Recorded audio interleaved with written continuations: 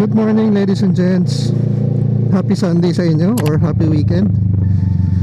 Kamusta kayo? Medyo matagal tayo walang upload kasi alam niyo na, medyo naging busy na naman. Gusto ko man mag-ride, gusto ko man mag-bike, hindi ako makabuelo kasi may ginagawa din. So ito, short vlog lang din. Pag-uusapan na natin yung bagong event, I think last week.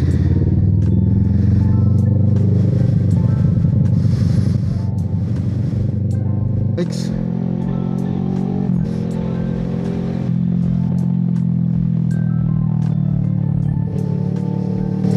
And yung inaabangan ko nga na naked bike is na-release na nila officially, officially sa Pilipinas. And ang maganda, may updated din na itsura si C650. Akala ko talaga tatanggalin na nila yung C650 kasi dahil sa C500.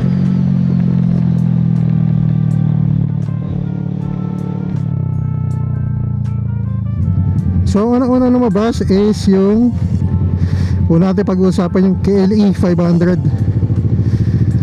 Parang ano siya meron na kasing KLR 650 ba yun? Kung tama ba ako. Pero alam ko single cylinder lang yun. Pero etong KLE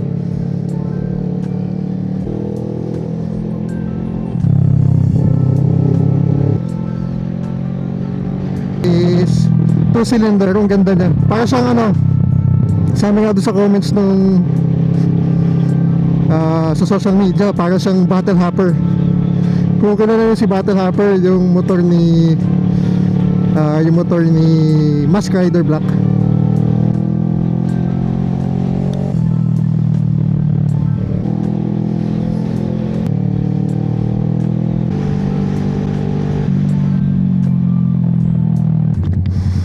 Which is maangas talaga yung kay LE 500. Ang ganda na tingnan. Nakasakay na ako ng KLR 650, pero parang ang taas. Talagang adventure bike yung datingan. Yung 650S, paras ng engine, paras ng itong engine na itong motor natin, pero ano na, facelifted na, iba na itsura. At saka yung color ang ganda, itim, color black, kaya ang lupit.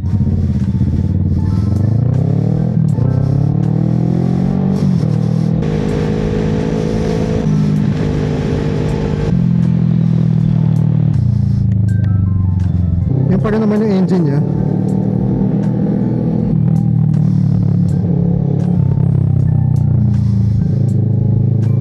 Kaya ang lupit tingnan, ang pogi. Tapos matte color pa. Matte color pa yung kulay ng motor, kaya ang ganda. Yung Z1100 SE, yun yung nilabas dito sa Pilipinas. Nakita ko na yung Z1100 na normal na kulay, parang glossy white, ay glossy black pala, sorry, glossy black. Affordable siya, hindi siya umabot ng 800 to 900,000 for a naked bike na full pack. Medyo andun na lahat parang C900 SE na 2025 pero 1000cc. Alas dagdagan pa siya, 100cc yata. Kasi alam ko yung dating Z1000 is 1043cc. So naging 1100cc siya with features pa. Kaya ang ganda.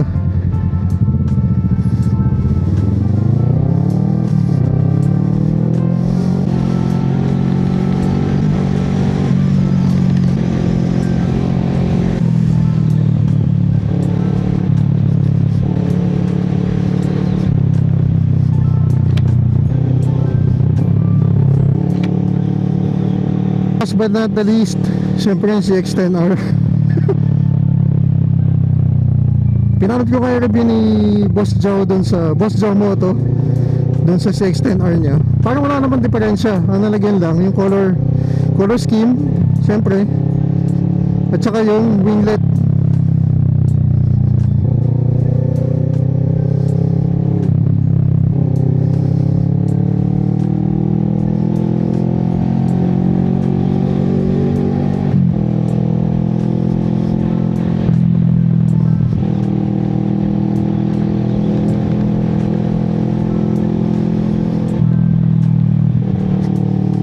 Yun na iba yung winglet, ang ganda.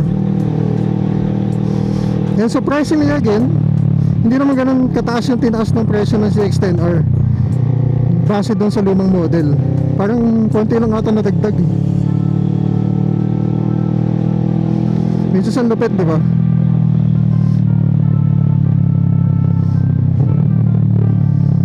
You get for a naturally aspirated bike na syempre mas malakas pa rin yung H2. Pero for that price, tapos makukuha mo sa CX-10R, ganda.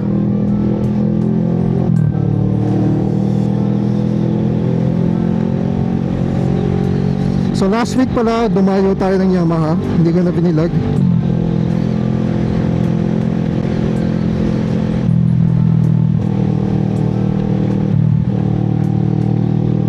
Hindi ko na siya pinilag. Pero ang dami din magagandang motor. Grabe.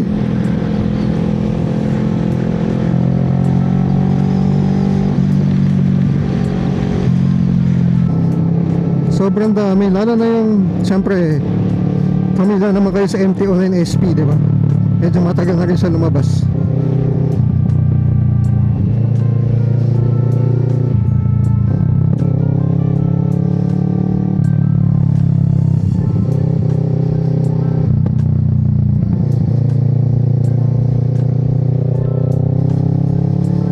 Medyo matagal-tagal na rin siya lumabas. Pero ang pinaka nasa puso ko talaga ngayon is yung XSR 900. Alam mo yan, binago na nila yung TFT, tapos yung rear shock.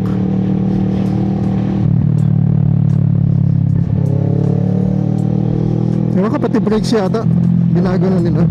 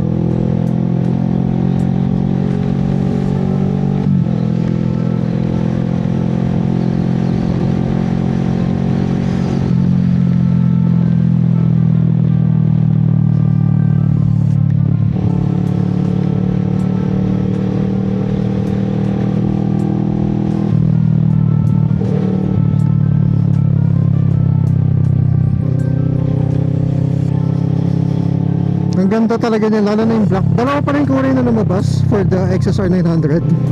Yung black and gold, tapos yung white, parang white heritage yata yun.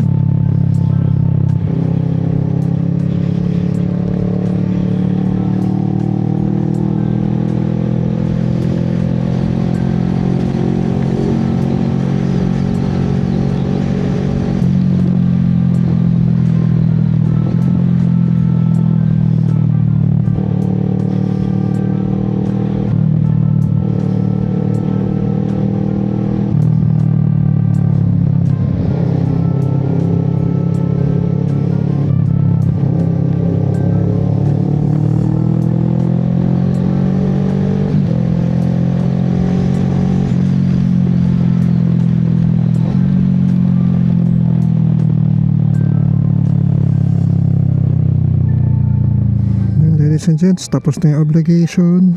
Sarap sa pakaramdam ng makapagsimba.